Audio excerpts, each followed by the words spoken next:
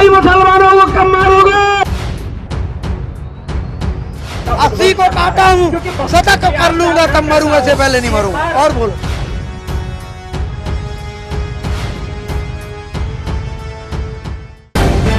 The live TV, सच सबसे आगे। पिछले कुछ सालों में जिस तरह से नफरतबाजी की सारी हदें पार कर दी हैं एक विचारधारा के लोगों ने, वो हम सब ने देखा है, हम सब के सामने हो रहा है। और अब वो सारी की सारी चीजें बड़ी सामान्य हो गई हैं। मिसाल के तौर पर एक खुले मंच से मुसलमानों को धमकी देना, एक समुदाय विशेष को टारगेट करना, एक जाति विशेष को टारगेट करना, खास तौर पर हमारे एससी समाज के भाई बहनों को इस तरह से बयान देना कि इनको खत्म कर दिया जाए, इनका नरसंहार कर दिया जाए, ये सारी चीजें जो है अब बड़ी सामान्य से लगने लगी हैं, जैसे हर रोज मानो होती हो। कहीं ना कहीं से संरक्षण भी मिला हुआ है। जो लोग इस तरह की धमकियां देते हैं उनको सीधे तौर के ऊपर खुले आम चलने फिरने की अनुमति है, ऐसा लगता है। न उन पर कोई बड़ी कार्रवाई होती है, यहाँ तक कि जो उनको रोकने का प्रयास करते हैं, चाहे वो फैक्ट चेक से करें, चाहे वो एक्टिविज्म से करें, चाहे वो पत्रकारिता से करें, उल्टी उन पर ही कार्रवाई हो जाती है। और ऐसा ही कुछ दोबारा हुआ है दिल्ली के अंदर। एक मीडिया आउटलेट है मॉलिटिक्स, बड़ा अच्छा काम कर रहे हैं। उनके पत्रकार को दिल्ली के एक ऐसे ही नफरतबाजी को कवर करने के ऊपर नोटिस भेज दिया है दिल्ली पुलिस ने, जिसको लेकर हर जगह थूथू हो रही है, कई तरह के सवाल भी खड़े हो रहे हैं। राकेश रंजन ने उस पर लिखा है, मीडिया का काम है खबर दिखाना, ना तो चाटुकारिता करना और ना दादाली करना। मॉलिटिक्स इंडिया के पत्रकार नीरज झा जी ने सवाल किया, पत्रकारिता का प्रोटोकॉल निभाते हुए जो भाषण दिया उसे दिखा दिया, लेकिन हेट स्पीच पर कोई कार्रवाई ना करते हुए मॉलिटिक्स को नोटिस भेज दिया गया है। एक खुद को साधु बाबा कहने वाले, अपने आप को एक संत बताने वाले, एक ऐसे भाषा का उपयोग करके गए वहां पर कि उन्होंने सीधे तौर के ऊपर मुसलमानों को और ईसाइयों को मारने का आह्वान किया और खुद के बारे में भी कहा कि वो कितनों को मार चुके हैं। मॉलिटिक्स करके जो ग्रुप है मीडिया हाउस, उसने और उसके जो पत्रकार है नीरज झा, उन्होंने ये सब कुछ दिखा दिया, लोगों का इंटरव्यू कर लिया, सोशल मीडिया पर जम के वायरल हो गई चीजें। हर एक व्यक्ति को पता चला कि नफरतबाजी की कैसी सीमाएं लांघ दी गई थी। तो उल्टा उन पर कार्रवाई करते जिन लोगों ने नफरतबाजी भरे भाषण दिए थे, बल्कि मॉलिटिक्स इंडिया को ही नोटिस भेज दिया है। आप खुद देखिए, मैं आपको दिखाता हूं कि दिल्ली पुलिस का क्या कमाल का काम है। वो भी साइबर जो पुलिस है उसने, ये नोटिस है सामने आपके, office of the station house officer, cyber police station, new Delhi district, Mandir Marg, new Delhi. Email ID भी लिखी हुई है, to Molitics India. Notice under section 149 CrPC, अंग्रेजी के अंदर है। सेक्शन 149 सीआरपीसी में मॉलिटिक्स इंडिया को नोटिस भेजा गया है और लिखा है कि it has been observe that you are using social media for posting offensive, malicious and inciting post. हद हो गई है। इसका अनुवाद अगर देखा जाए तो इनका कहना है कि ऐसा देखने में आया है कि आप लोग सोशल मीडिया का जो इस्तेमाल कर रहे हैं वो बहुत ही भड़काऊ और बहुत ही गलत और बहुत ही ज्यादा जो लोगों के बीच में गलत संदेश लेके जाते हैं, ऐसे पोस्ट आप डालने का काम कर रहे हैं। New Delhi district cyber police station, the nodal agency for cyber crimes in new Delhi district of Delhi police, यहां पर आपको नोटिस इशू करती है आपके खिलाफ सेक्शन 149 सीआरपीसी में कि जिस तरह के आप आपत्तिजनक और गलत सलत और एक ऐसा उकसाने वाला संदेश जो आप पोस्ट कर रहे हैं उसको लेकर कि आप लॉ ऑर्डर की सिचुएशन को वहां बिगाड़ सकते हैं। इसलिए आपको ये डायरेक्शन दिया जाता है कि आप इस तरह की चीजें करने से बिल्कुल अपने आप को दूर रखें, which you will be liable for a strict penal action under relevant provisions of law। नहीं तो आपके ऊपर जो कार्रवाई होगी उसके लिए आप खुद जिम्मेदार होंगे और सख्त जो कार्रवाई होगी जिस तरह के कानून के दायरे के अंदर, वो फिर होना मजबूरी हो जाएगी।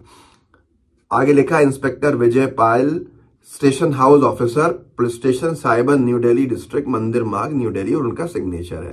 यहाँ सीधे तौर के ऊपर अगर कहा जाए तो धमका दिया गया है कि आप इस तरह की कवरेज नहीं कीजिए। अगर आप, ये अपना इंटरप्रिटेशन बता रहा हूं कि ये साफ तौर के ऊपर इस नोटिस समझ में आता है 149 सीआरपीसी में जो दिया है दिल्ली पुलिस ने मॉलिटिक्स को और उनके पत्रकारों को कि आप इस तरह की अगर कार्यवाही करते हैं, आप इस तरह की पत्रकारिता करेंगे तो फिर हम आपको सख्त कानून से सामने हम पेश आएंगे, आपके ऊपर कार्रवाई होगी जिसके ऊपर आप खुद ही जिम्मेदार होंगे।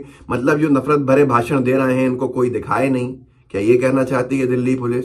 जो नफरतबाजी की सारी इंतहाएं पार कर रहे हैं उन पर कार्रवाई ना करके जो लोग उसको दिखाने का और रुकवाने का काम कर रहे हैं उन पर कार्रवाई करना क्या बताता है? ये बड़े सवाल हैं जिन सवालों के जवाब मिलने चाहिए।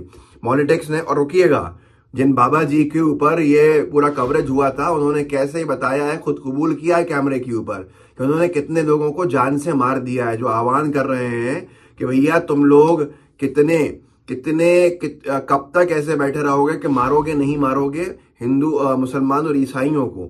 मैं आपको वो भी भाषण सुना दूंगा जो पूरा सोशल मीडिया पर जम के वायरल हुआ और जिसके बाद कई सारे सवाल खड़े हो गए पॉलिटिक्स ने, लेकिन उससे हो गया वो सारी चीजें पहले की हैं। तो ये अभी का आप देख लीजिए, इसके बाद दिखाता हूं मैं आपको। पॉलिटिक्स ने लिखा है, दिल्ली पुलिस द्वारा हमें भेजे गए नोटिस पर हमारा आधिकारिक बयान सुन लीजिए।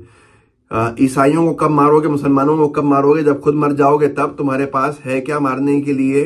चाकू जिससे सब्जी काटते हैं, शस्त्र रखो। कल जंतर मंतर पर खुलेआम नरसंहार की अपील हुई। अपील करने वाले कपड़ों से साधु लग रहे थे। बयान से उन्होंने साबित किया है कपड़ों से किसी को पहचानने की कोशिश करेंगे तो मात खा जाएंगे।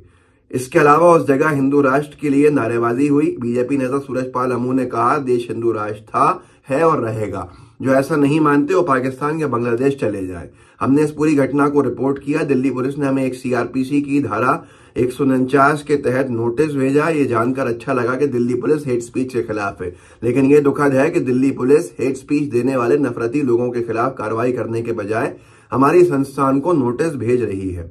उम्मीद करते हैं कि ऐसी घटना रिपोर्ट ना करनी पड़े, लेकिन इसमें हमें पुलिस के सहयोग की जरूरत है। ऐसी घटना को अंजाम देने वालों के खिलाफ न्यायोचित कार्रवाई हो जाए तो ये घटनाएं रुकेंगी, और जिस दिन ये घटनाएं बंद हो जाएंगी तो इनकी रिपोर्टिंग का सवाल ही नहीं उठता। लेकिन अगर घटनाएं होती रहीं तो रिपोर्टिंग भी होती रहेगी। हम मानते हैं कि जंतर मंतर पर जो हुआ उसे रिपोर्ट करना हमारी जिम्मेदारी थी, इस बार भी निभाई और अगली बार भी ऐसा कुछ हुआ तो निभाएंगे। हम हर उस व्यक्ति और संस्थान के आभारी हैं जिन्होंने प्रत्यक्ष या अप्रत्यक्ष रूप से पॉलिटिक्स का समर्थन किया। इस मुश्किल दौर में लोकतांत्रिक मूल्यों को बचाने की कोशिशों के तहत पत्रकारिता जारी रहेगी। Team politics. मैं आपको बहुत धन्यवाद देता हूं कि आपने कम से कम अपने घुटने नहीं टेके हैं और आपने उस पत्रकारिता को जिंदा रखा है। पॉलिटिक्स वाले जितने साथी हैं जो आज वक्त की जरूरत है कि आपको धमकाया गया, उसके बाद आपने जवाब दिया और पत्रकारिता के सिद्धांतों के साथ जवाब दिया है। और हम उम्मीद करते हैं, मैं भी उम्मीद करता हूं कि दिल्ली पुलिस आपका सहयोग करेगी, ना कि आप पे कार्रवाई। जो उनके जिस भी अधिकारी ने ये गलत नोटिस आपको दिया, शायद वो भी आज अपने नोटिस भेजने को अफसोस कर रहे होंगे। बहुत ही अच्छा लिखा है और इसको अगर मैं ज्यादा ना बोलूं तो अच्छा है, नहीं तो शायद कुछ आपके लिए नुकसानदेह हो। आगे चलते हैं। मैं आपको ये बताना चाहता हूं कि वो तो आपने सुन लिया कि आखिर कब मारोगे ईसाई और हिंदू मुसलमानों को, लेकिन उसके आगे भी एक चीज थी जो दिखाई किसी ने नहीं है। वसीम अकरम त्यागी ने उन्हीं साधु बाबा तथा कथित साधु का एक बयान दिखाया है जिसमें वो साफ तौर पर मीडिया से कह रहे हैं कि अभी तक 80 काट चुका हूं और शतक पूरा करके ही इस दुनिया से जाऊंगा। इसके ऊपर भी कोई कार्रवाई नहीं होगी या अब वसीम त्यागी जैसे या हमारे जैसे लोगों को नोटिस भेजे जाएंगे दिल्ली पुलिस से? ये सवाल है। वसीम त्यागी ने इस वीडियो को डाल के लिखा है, ये हत्यारा नफरती साधु स्वीकार कर रहा है कि मैं 83 साल का हूं, 80 लोगों को मार चुका हूं, शतक करके मरूंगा। साथ ही आह्वान कर रहा है कि ईसाइयों को कब मारोगे, मुसलमानों को कब मारोगे। ये सब दिल्ली में हुआ है। दिल्ली पुलिस और HMO home ministry of India का इस पर UAPA लगाएगा, लेकिन मुझे नहीं लगता वसीम भाई, क्योंकि ये सारी चीजें एक समुदाय विशेष तक सीमित रह गई हैं बीजेपी के शासनकाल में, ताकि लोगों को बांटा जा सके। इस वीडियो को देख के जरूर जाइएगा, देखिए। अरे भाई तुम कब काटोगे मारोगे? जब तुम सब मर जाओगे कब मारोगे? अरे ईसाई मुसलमानों को कब मारोगे? 80 को काटा हूँ, 83 साल का हूँ, 83 मारे, 83 अभी जिंदा मेरी उम्र है। शतक कर लूंगा तब मरूंगा, इससे पहले नहीं मरूंगा। और बोलो। तो दोस्तों देखा आपने, वो तथाकथित साधु बाबा जो थे वो पहले जो 10 सेकंड का भाषण है उस भाषण के ऊपर ही पूरा हंगामा खड़ा हुआ है और उसका जो उन्होंने मीडिया इंटरेक्शन में कहा वो आप सबने देख ही लिया। इसके बावजूद भी अगर कार्रवाई नहीं होती है तो फिर कहां जाएं, किससे क्या उम्मीद करें, ये बड़ा सवाल खड़ा होता है। खैर, लाइव टीवी को सब्सक्राइब जरूर कीजिएगा और बेल आइकन जरूर दबाइएगा। जय हिंद, जय भारत।